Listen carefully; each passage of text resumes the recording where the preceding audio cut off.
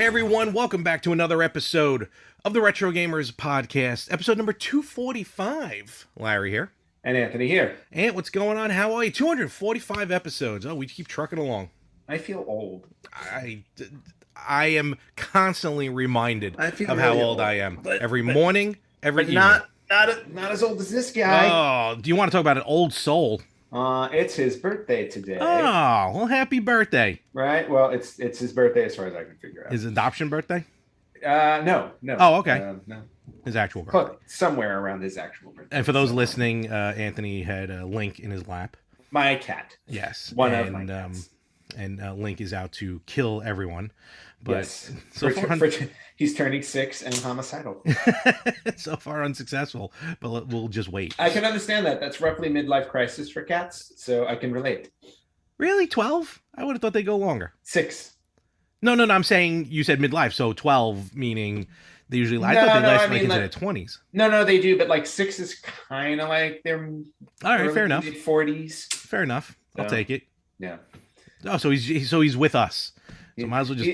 He is hit middle age, and he is responding to it by attempting to attack my other cat right now. See, that's what. There you go. That's what happens. I'm old. I hate everything. I'm old. So, God, if I live to 82, God help me. In any event, so that'll be a lot of episodes. Yeah, I'm in. So we're here. We got some good. We got a very, very interesting topic that I kind of popped up since last recording. Something that I kind of figured was happening, but I didn't have enough evidence. But apparently now there's a lot of evidence. So we're gonna get into that in a little while. Yep. But before we do that, kind of quality of life, I guess stuff. The other day, I've been wanting to tell this story on the podcast. Because it really, the passion that I have, and we both have, I know, but obviously you're on the West Coast, I'm on the East Coast. Yeah. I feel like if we were in the same area, we'd be visiting a lot of the stores and everything like that. Yes. But for me to be able to bring someone to either Game On or Barcade or some sort of like Comic-Con or something for the first time, I get some joy out of that because, I want them to experience what we get to experience, the love of all this that's retro, and not just the video games, but all aspects of kind of reliving our childhood. And the other day, I got to bring our friend, Anthony. Yes, I know way too many Anthonys. Yes, you do. Just too many in my life. I'd like to think that is my fault because I brought them to you. Actually, it is. You're the first one, yes. Yes, I am the first one. Yeah, remember that. First. You're the epicenter. First. Of a very large fault. Apparently. So I got to bring Anthony to Game On, and we went Friday, which was pretty cool. He was done with work, I was done with work, so I'm like, all right, let's go. Because Game On's been open on Fridays till 10 p.m. Right. It's kind of a late crowd, and before the pandemic, we definitely there used to be a crowd there late. I'm not saying super late. But before the pandemic, definitely used to be crowds there late, especially on Fridays. Break out a lot of multiplayer games. It was just kind of a fun time with a bunch of people, half of which I just met through there, through the love of gaming. So I'm like, all right, sweet. So Anthony actually approached me and was like, hey, one day, because he found his Dreamcast. Oh, That's nice. what started it. He found his Dreamcast. He needed a wire for it. So he asked me about it. I'm like, all right, let's go. So we go Friday. I'm like, all right, cool. After work, blah, blah, blah. So now, I've mentioned this before. Game On, at least the Miller Place location, is a solid 60 minutes from where I live. And I apologize in advance right now. You will hear the air conditioner probably go on and off. It is hot in my apartment. This week, I cannot bear without it. So I apologize. All fair. All fair. So Game On in Miller Place here on Long Island is a solid hour from me, which is fine, and he knew that. I'm like, you're gonna be in the car with me for an hour. He's like, I can deal. I'm like, okay. So we get in the car, we go, we finally get there, and I am stoked. I'm like, oh, I can't wait to show you this place, all the games, everything to try. And you were gonna buy him something for sitting in the car for an hour with you. Maybe. You should always do that. To deal with me, even though I don't like to talk in the car. So But All the more reason. we get there, we open the door. I'm like, here we go. Open the door. And there's the owner of Game On with his backpack on for some reason. It's a little darker than usual. I'm like, hey, what's up? And the owner goes, Tristan goes, I thought you were coming earlier. I'm like, no, I just got off work and, I got my friend here. This is Anthony. I want him first time here. And he's like, Tristan goes, I'm closed. I'm like, what are you talking about? You've been open for till 10 p.m. the last 2 weeks. He goes, yeah, just for those 2 weeks. I did not say anything about 10 p.m. that night. Moving forward. I'm like, seriously? To the point where he was like, Tristan goes, I'm even running late for something. So it's just a happenstance that you found me here. I'm like, I traveled an hour to get out here. So I look at my buddy, and of course he stares at me like, really? You couldn't take 2 seconds to text the guy and be like, hey, what time you open today? So I wasted a 2-hour round trip in gas, time, for no reason whatsoever. And angered one of the Anthonys. Not even angered. And this is very inside, don't get me wrong. Only a handful of us will understand this. But of everyone I know, of all my friends and family that I could have done this to, drag them 2 hours round trip for literally no reason whatsoever, he is the last person on the planet I would want to do that with. Very true. He will remind me on my deathbed. Yeah. Remember that 2 hours we had to spend in the car together to go to a store that was closed? I mean, so I did buy him dinner for his troubles that night. That was nice of you. But and the least you can do. To his credit, he goes, let's try again tomorrow, meaning Saturday. Oh, okay. And I'm that like, was nice. I'm like, I'm in. And then we had a discussion like, he goes, why didn't we just do it on a Saturday? And I'm pretty sure he told me he was off on Friday, but that's an argument for another time. I wouldn't argue with him after what you did. So I pull up Saturday, and how old is his oldest son? What, like 12, 15, 22? 10. 10, okay. So his 10-year-old... yeah, close to 10. Give or take. Yes. Yeah, because I think he's like a year younger than my godson. So his 10-year-old goes up to him, and he's like, oh, Daddy, where you going? He's like, oh, I'm going back to the game store with Larry. And he's like, weren't you there yesterday? He's like, we were, but it was closed. And his 10-year-old goes, wouldn't you have checked that before you left? So, and he's like, your Uncle Larry. I was just gonna say, always good perspective to know that there's a 10-year-old thinking more than you do. I mean, Friday would have been like, it would have been like, the store was closed. I went to bring him to a great steak joint up there in Miller Place. They were like an hour and a half wait, which has never been the case before. Everything I promised him. You disappointed. It was the worst first date ever. So you might say you pulled the Larry. Oh my God. No, it added to the list. It just added to. I told someone, if you didn't know me personally and you heard these stories, you would think they'd just all be fables. So we ended up going Saturday early.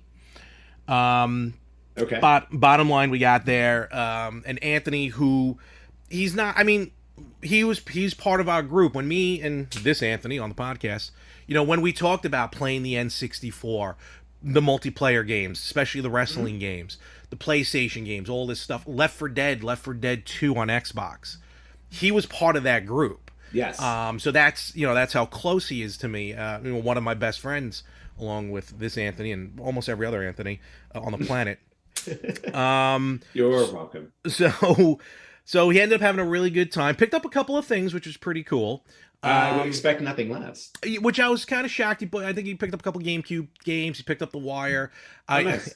Aaron, I know is going to hate me for this. I did talk him into a Hyperkin Dreamcast HDMI cable. No.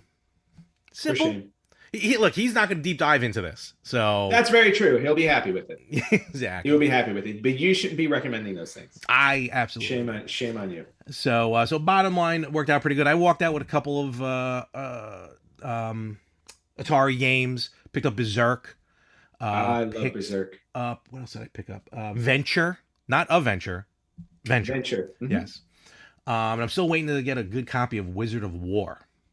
Oh yeah, I So forgot I'm about looking for that. that. Like, because I'm not looking really for boxed Mm. Atari, No, just good carts. right. So Well, that's fair. and but yeah, bottom line though, it was fun though, and just to see because he really genuinely enjoyed it. And I was very happy to see that.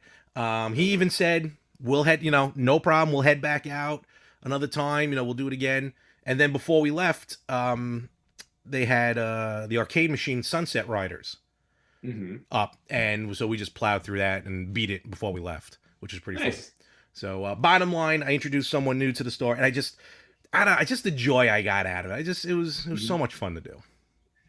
Very cool. I'm going to interject here Sure. for a moment. Well, just because awesome that you guys actually got to you made it to the store when it was open. Twice. Yeah, twice. 4 hours. 4 hours for a gaming experience. So definitely a Larry thing.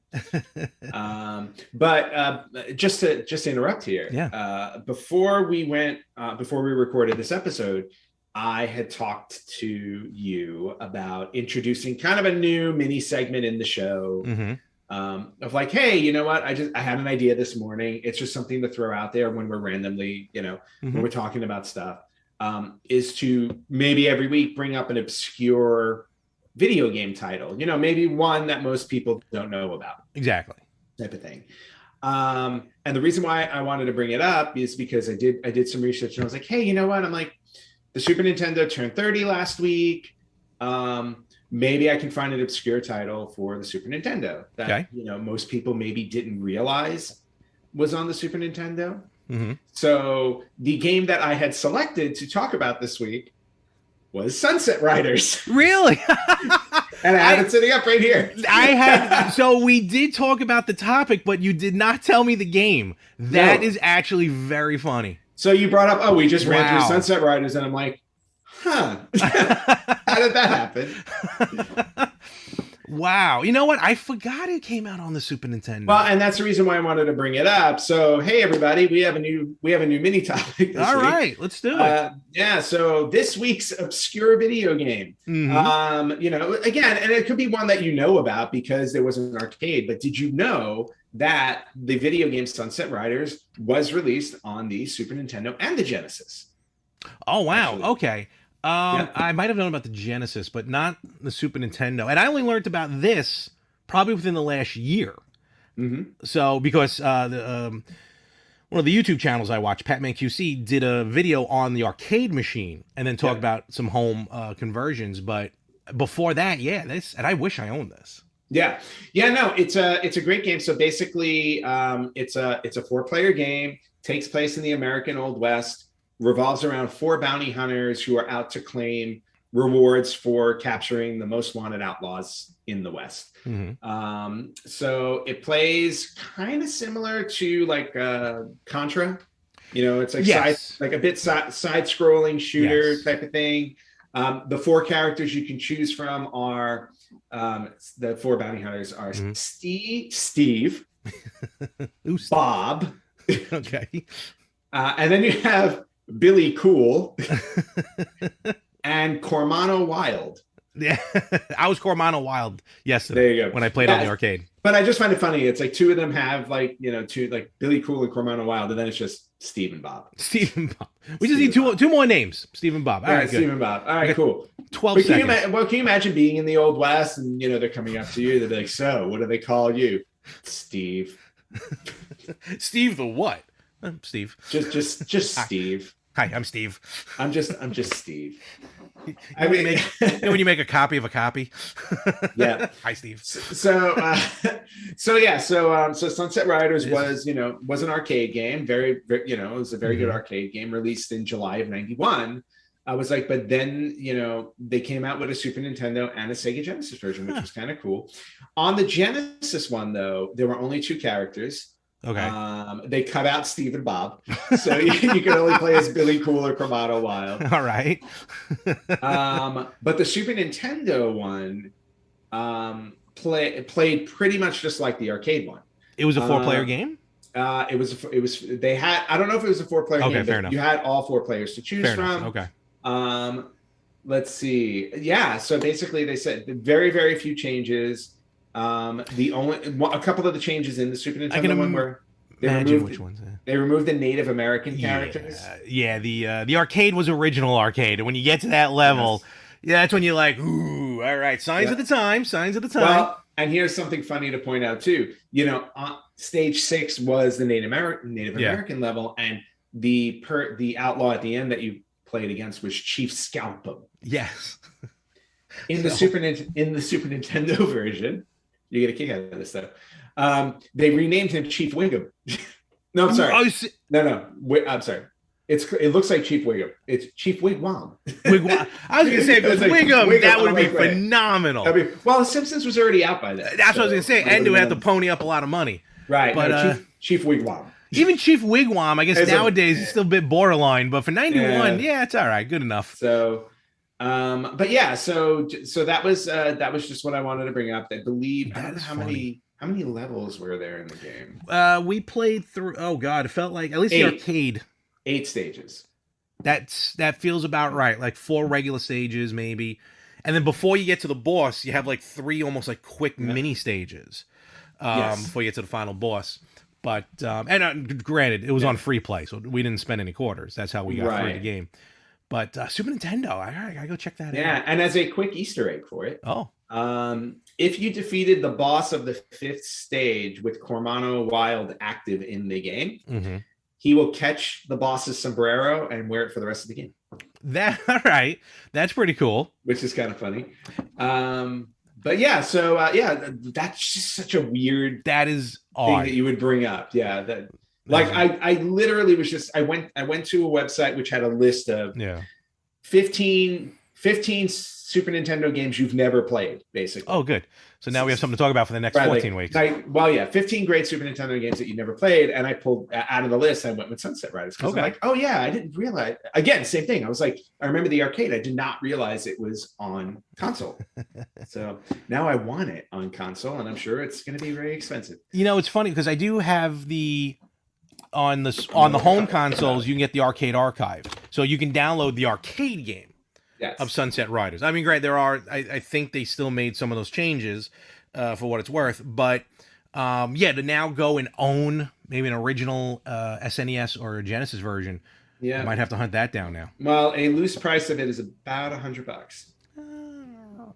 Not the worst thing in the world. Complete in box, about $400. That's a little tough. Tough.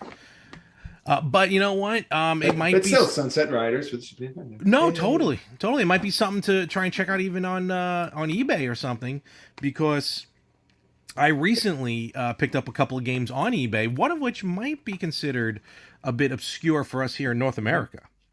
Well, there is a copy of it on eBay, just so you know, really quickly, for $100. Came out in 1993, so about 2 years after the arcade. Okay, all right. So we'll check those out. Okay, so then what did you pick up at game? Well, you mentioned 2 games you picked up. I picked up 2 games on eBay, first of all. This is eBay we're talking about. Yeah, this is eBay. This is through the Super Potato eBay store. Yes. Because I've been giving them... Your favorite place? Oh my God, I've been giving them a lot of money. Well, again, you're welcome. Yeah, basically. Yeah. Basically. I'm at fault. So I picked up 2 Game Boy games. Okay. One of which is Parodius on Game Boy. Ooh. Now, I talked about this before. This is that very weird, wacky shoot 'em up on the Super Famicom. Yes, with that blue duck guy. Yes, and there's some... Duck or penguin? I don't even know what it's a penguin. It's a penguin. Definitely a penguin. Blue penguin. Apparently, so now I have it on Super Famicom. I have the copy on Game Boy, and it works because the Game Boy's region free. The original Game Boy's region free. Now I just got to get my hands on the very expensive NES version and very rare NES version, so that's going to suck. Wish you the best of luck. But these boxes, too, I want to talk about real quick with the Japanese Game Boy boxes. Small, tiny. Yeah. Ours were a little bit bigger. Well, you got to remember the size of the game. I know, but still, even with that, not much really in the box. I mean, all the original content and everything is in there. The game and the instruction booklet. Basically, I mean, the game's over there, but But still, the box was tiny compared to what we had here in North America. So. I can see it's about the size of your hand. It's cute. Yeah, just about. A These little big bit. mitts. Mhm. And then I picked this up because I know it's different enough, and I kind of want. I thought they released it on home console. Maybe they did, but I don't know. Ghostbusters 2 on Game Boy. Oh, look at that. Now I've been kind of obsessing with the original Ghostbusters game on home console, which Ooh, the was NES one? No, terrible. not the NES one. Here's the thing, like the NES one, like Ooh. the NES, I actually had it on the Commodore 64. Oh, so did I. So, and that was rough to play. But the Master System version, even though it's the same gameplay type, Yeah. is leaps and bounds better than the NES Yeah. version. You gave me. Oh, that's right. That's right. That's what I'm like. I know I Master- bought one. Yeah, you bought one for me. I did. Yes.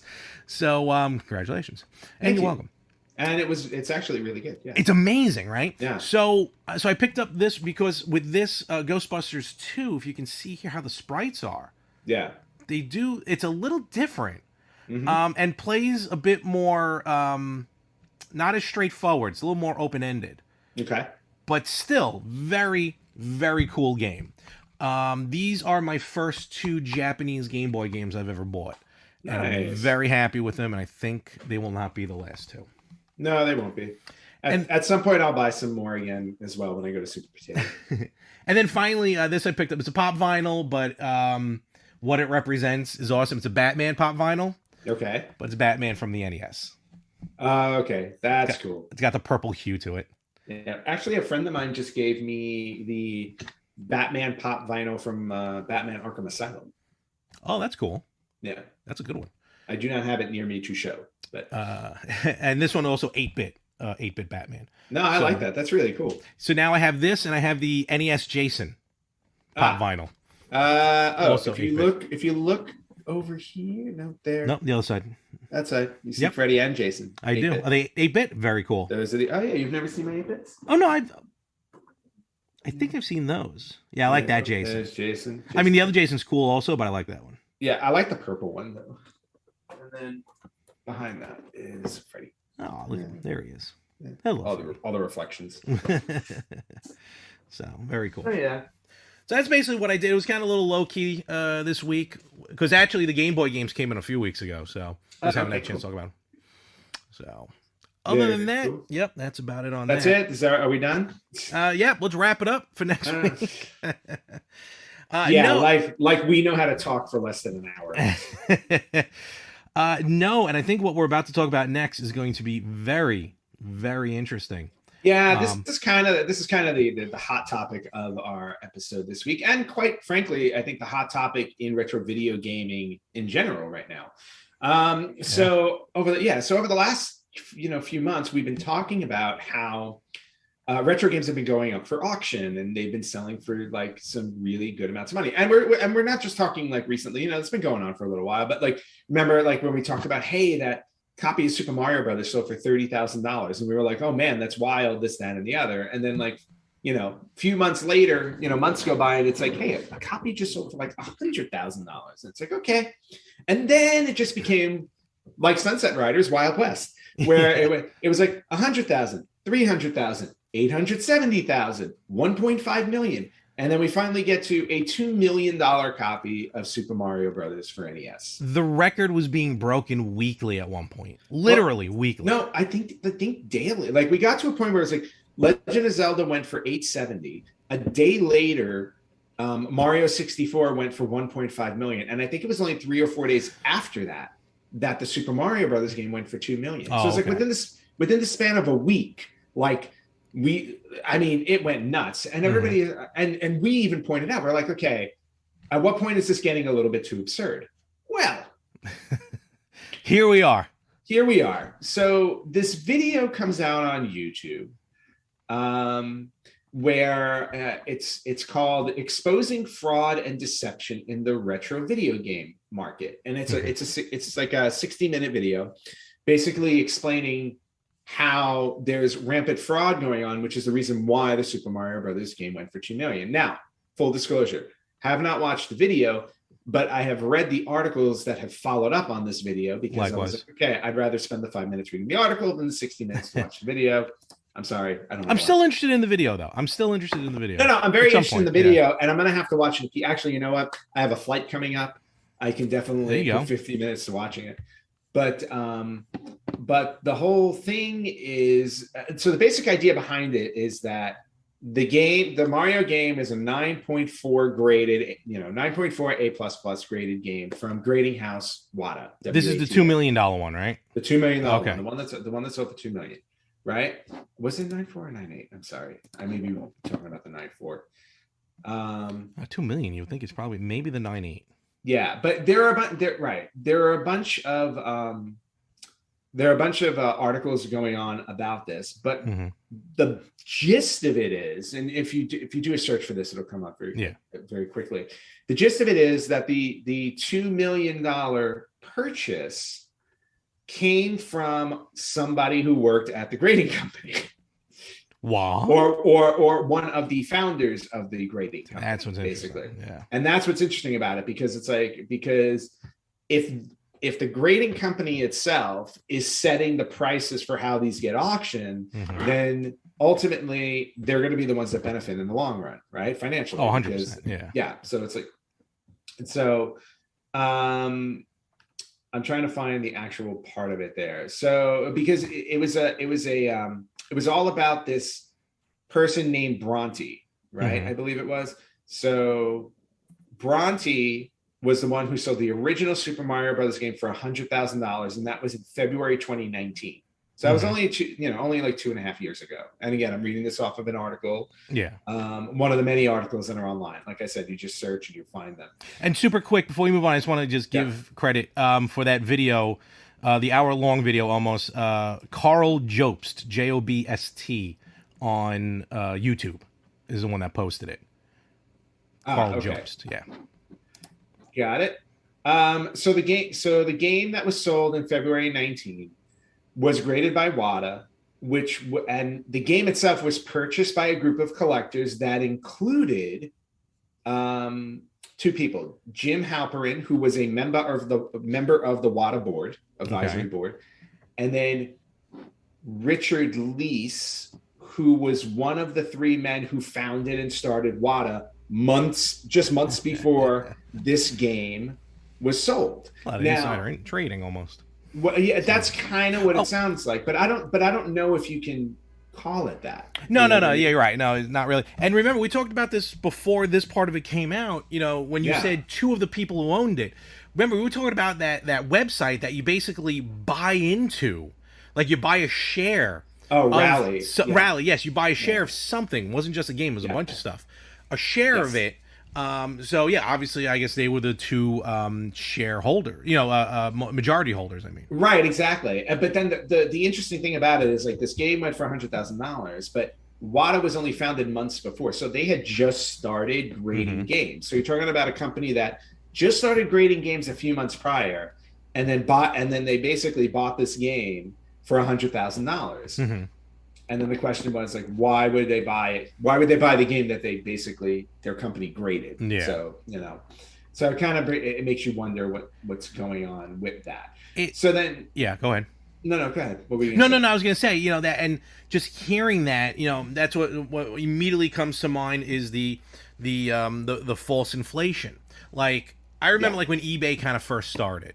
And people like some of my friends would put stuff on eBay. We're not talking anything elaborate, but putting stuff on eBay, and they'd be like, "Hey, do me a favor, go on eBay and put a bid in, just to get the price up. If you win it, I'll we'll close the auction." Yeah, exactly. And I'm like, I don't want to do that. It's just me being me. So now we're talking on a much bigger level, and it's funny, which we'll probably talk about a little later. The more you look into this James Halperin guy, it's like, if you see the name there, run like hell. Exactly. So, well, and again, it's one of those things where it's like, in this August, I don't know if it's in the video or not, because again, I haven't read it, but in an August 2021 report by Carl Jobst, Jim Halperin was fined $1.2 million by the Federal Trade Commission in the 1980s for overgrading coins, because he was a coin grading expert. That's what I know him. Yeah. Yeah. And then he was sued in the late 2000s by an ex-employee for shill bidding. which Hmm. is scamming and auctions buyers by bidding on your own items. So in other words, I'm going to bid on my own items to bring it up so that somebody else will buy it for more money, At which what is what point? you just talked about. We did with eBay. At what point People did did it Jim with eBay. Halpern start working at a paper company? I don't know. He should have. Do do do do. So yeah. So basically, there was so now because Halpern's name is attached to this video game, obviously people are kind of like, what's going on with this? Mm-hmm. Um, so again, if you look into it further, basically they're calling out Halpern, Wada, and all of them for basically overinflating the value of video games. Mm-hmm. Now, the video game market has become hot. Like collectors have started to move over to collecting video games. It's just one of those things where it's like you have comic book collectors, coin collectors, stamp collectors. You have like people pop vinyl collectors. Mm-hmm. But now video games seems to be the new hot Yeah. item to collect. So now, obviously, when that happens, people start to take advantage of it. The question is this going to go down the road of an FTC investigation? Or is this where we're just seeing video game prices going? I mean, that's ultimately going to be the Yeah. It's and I know it's happened in the comic book world. I'm sure it's happening in the trade in the sports card collectible world and everything right. with these full because it's like Just okay, going through the article. yeah, yeah. It's like all right. So originally, like when Super Mario sold for like 30,000. All right, it's astronomical. But you had games like Stadium Events that goes for like 15,000 or whatever. Like in box Because again, there were very few of them. that's the whole thing. That's what I'm Yeah. getting at. The rarity. It's one thing for the rarity, and like you can't even obviously on a ROM is something different, but like you can't really there's no emulation of Stadium Events. It's world class track meet, which is nothing. Right. So, it's one thing to be the rarity, but now it's like, at what point does the rarity stop? And it's just like, oh, we just have an old game at this point that, oh, because it's old, let's put it up for a lot of money. Right. You know what I mean? So, and I don't know about investigations and everything like that. I know at one point, Pawn Stars, the TV show, Yep. kind of gotten not maybe inadvertently involved in it. Which of course doesn't help any because they're a national television show. Yeah. But this rabbit hole just got bigger and bigger. Yeah, it's getting bigger and bigger, and at the end of the day, the question becomes like, who is going to invest 6 or 7 figures into buying these games? Like, are we talking Uber collectors, or are we talking more people who are kind of in the industry that are trying to inflate video game prices overall? Or not only that, but also just people looking to flip. Like you buy a house and you flip it. You know what I mean? Which again, in itself is fine. But yeah, the like you get these. There's almost to me, and this goes for anything, not just video games, but almost anything. You have your regular collectors. You have your like super collectors who will spend a little bit more money. But usually the super collectors may not have necessarily the job for it, so they'll just they'll save this, and then they'll finally pull the trigger when they can. And then you just get people who just have the money, don't care about what they're getting, and they just buy it, which adds, like you said, adds to this artificial inflation. And they just don't know what they have. Like it can go the other way as well. Like trying to sell something back to like GameStop, and they don't know what they're buying, and they'll offer you $1, and you don't know it. Yes. That's a bad example. Let me flip that to like a garage sale, where someone is selling a game for something very cheap. Yes. For like $1, and then like you buy it, you go home and you realize it's worth like $400 or something like that. Yeah. But that's not you taking advantage of the person. It's really the person not realizing the value of what they have. No, correct. What I'm getting at is though, when you kind of keep moving forward with that though, and you get these collectors who just don't care what they're buying. Right. They're just buying it to flip it, causing, so it's the other way around. That's what I was saying. It's kind of like the other way around where the buyer just doesn't care and they'll spend whatever amount of money that they want. Yeah. I mean, is the bubble good? Yeah. I was just saying, but that you're also basing that on the precipice of you think it's going to go up in value.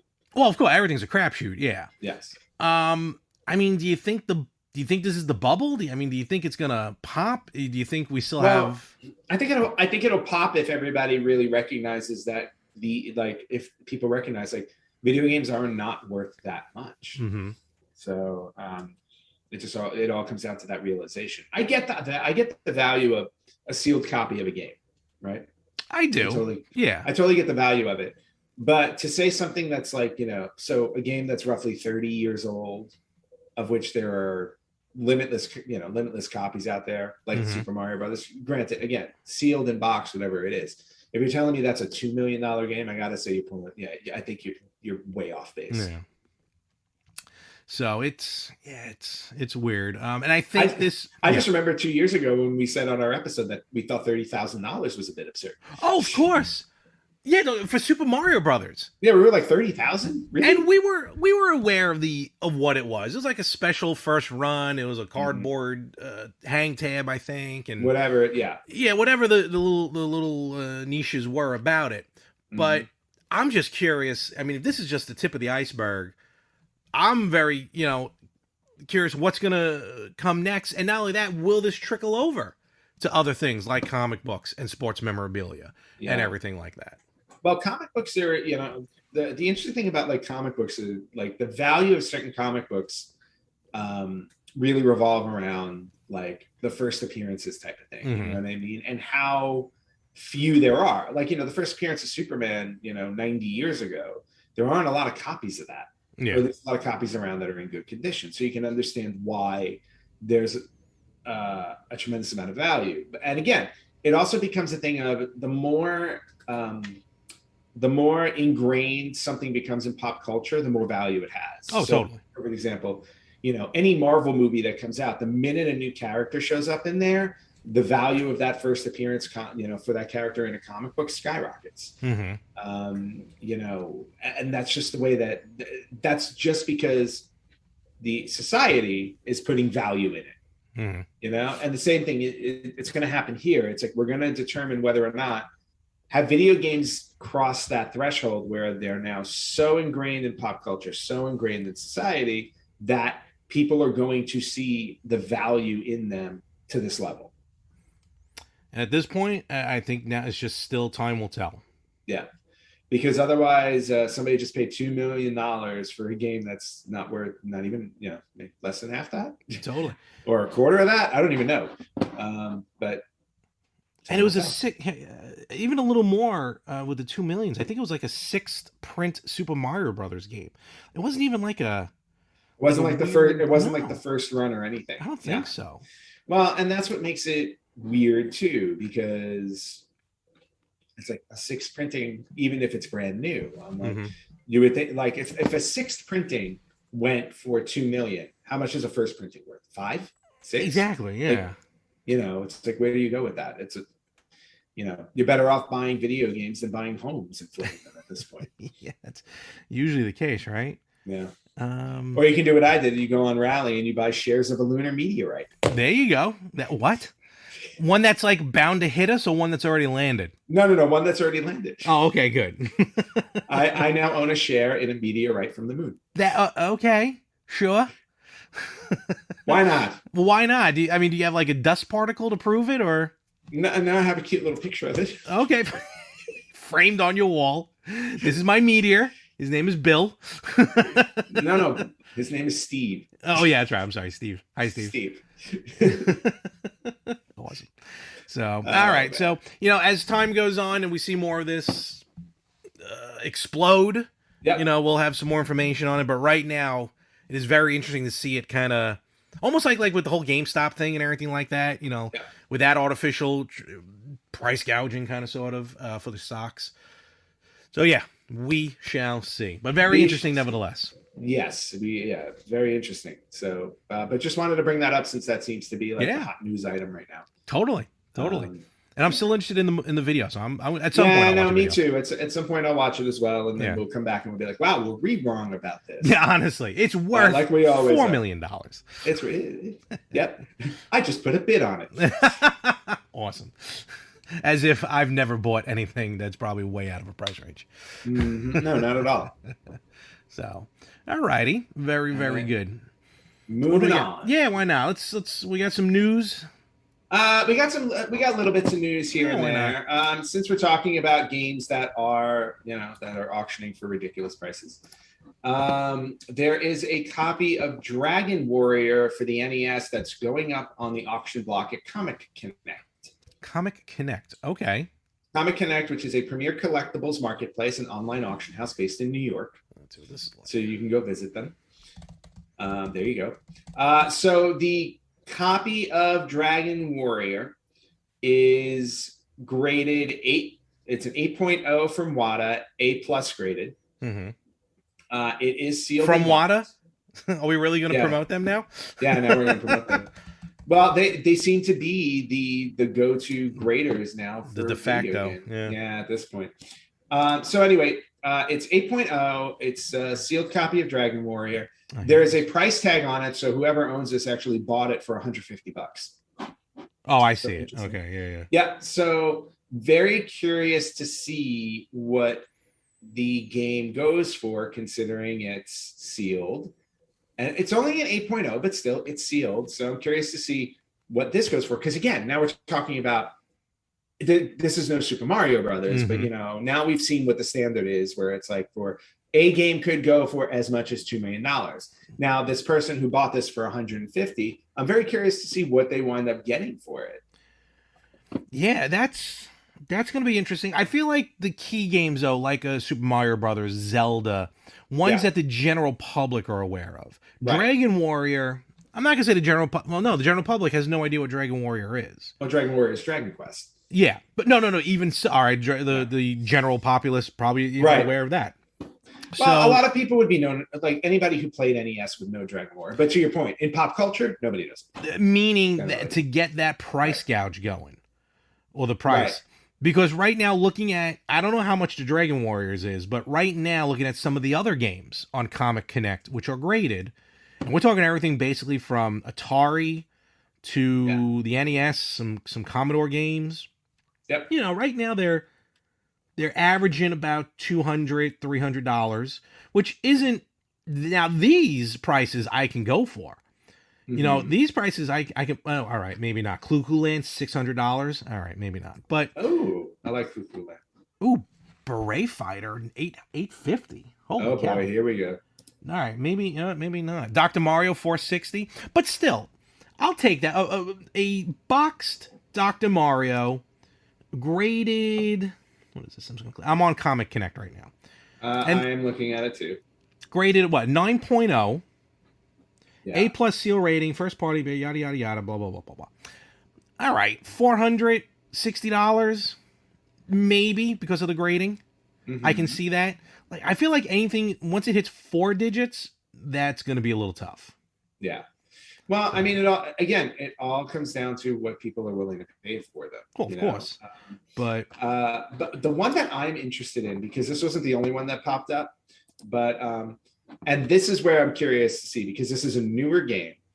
It's a well-known game. It's they have up. This is Heritage Auctions now. Okay. They have up a brand new copy of Kingdom Hearts for PlayStation 2. Interesting. Graded at a 9.6. Okay. I'm very curious to see what that goes for, because again, this is a much younger game. This game's only about 20 years old, but graded 9.6 A++. And obviously, if you know Disney, you know Kingdom Hearts. Yeah. If you know Disney and gaming, you know Kingdom Hearts, because it's a RPG in the Disney universe. So I'm very curious to see about where this goes. Right now, it's currently at wow. What is it at? Well, it's currently at $5,760. Okay. All right, folks. We're gonna right now. I think me and Anthony are gonna try and battle each other with what game can you find right now that's most expensive. I'm going. Allow me to go back to Comic Connect now. $5,000 for that for a PS2 game. Yeah, that's a lot of money. Okay, let's go back to Comic Connect. Super Mario Brothers. Don't look it up. I'm not. Super Mario Brothers 2. Okay. Sealed. 9.4. A+ rating. Or A+ seal rating. 2. Okay. Super Mario Brothers 2. Yep. Right now, what would you say the current bid is? Super Mario Brothers 2 sealed 9.4. I'm gonna say $9,000. Higher. Price is Right rules. 15,000. Higher. 30,000. Higher. 100,000. Okay, lower. Okay. $62,000 right now. Wow.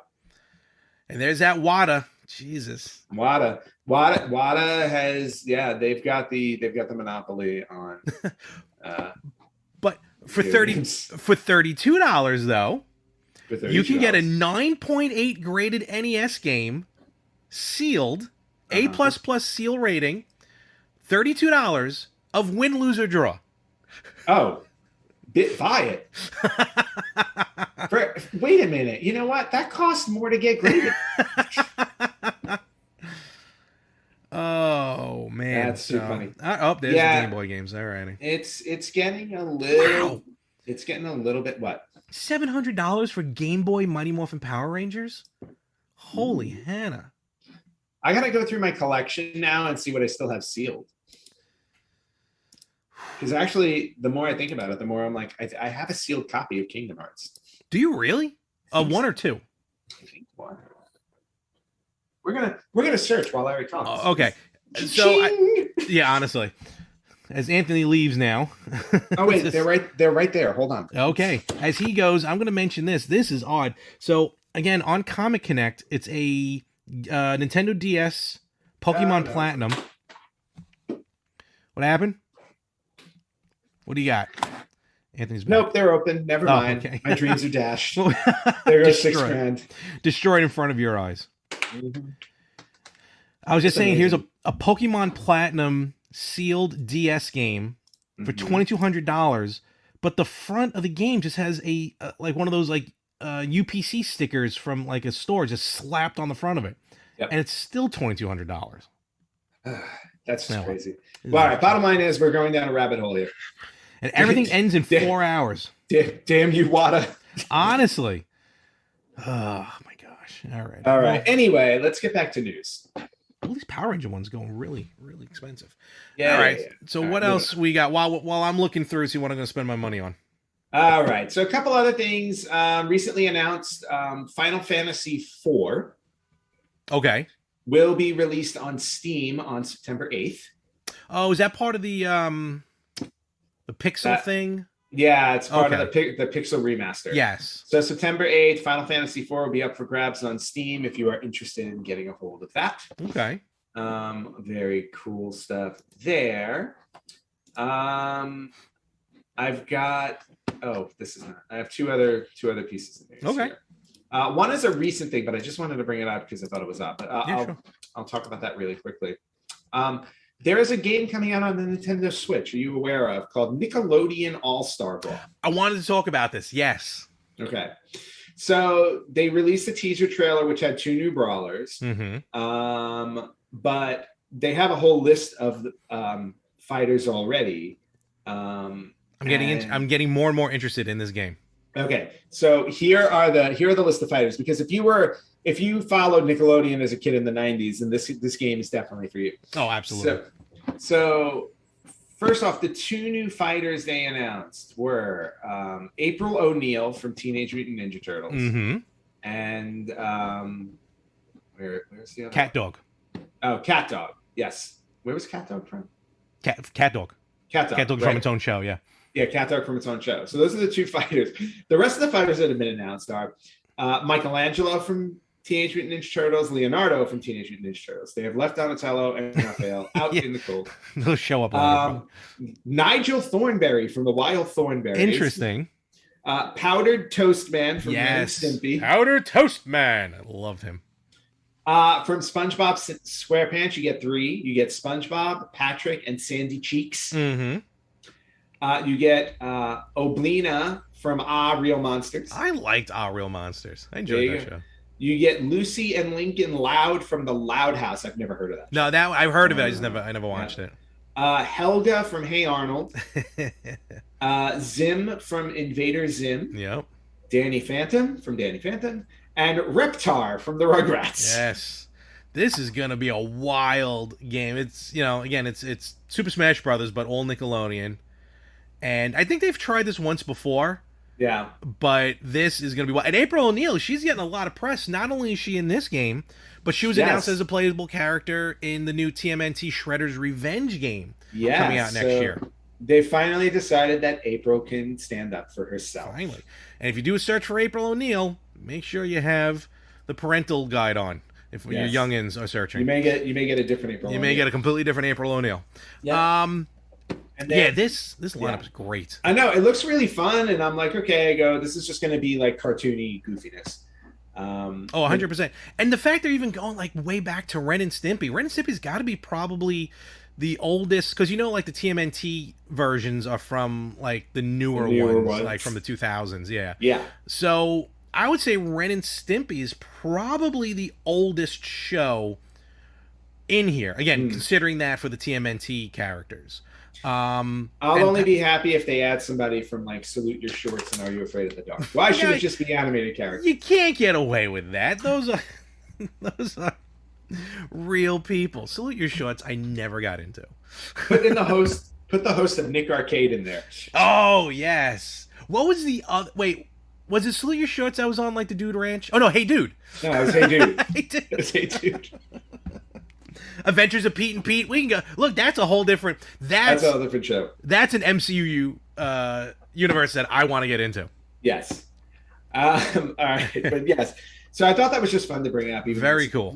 The last thing I want to bring up, maybe a little bit of sad news. Uh-oh. Do you know, not the saddest. Not super sad. Okay, fine. Do you know who Lance Barr is? Lance Barr? Yep. No. Okay. But you know his work because do I? Okay. Lance Barr is an employee at Nintendo of America who is responsible for the design of the NES and the SNES consoles. For America. So the look that those have were done by Lance Barr. Very cool. After working for Nintendo of America for 39 years, he announced that he retired and left the company in July. So 39 years, it's a hell of a run. Yeah. Oh, wait, he retired. He's not dead. He retired. Oh, okay. All right, so that's not bad. Okay. He's retired. He's moved on to work on other unannounced projects. Fair enough. Whatever they are. But some of the other designs that he did, the Wii Nunchuck was his design. Oh, wow. Okay. The Nintendo Zapper light gun was his design. And also the NES Max Pad. Not Maxi Pad, the NES Max Pad. Max Pad was a first-party peripheral? Yeah. I did not know it was first-party. And the NES Advantage arcade stick, also his. All right, that one I think I knew was first-party. Well, all right, that was a lot of cool... it's weird, that original NES design, you look at it, you're like, that's not hard to come up with.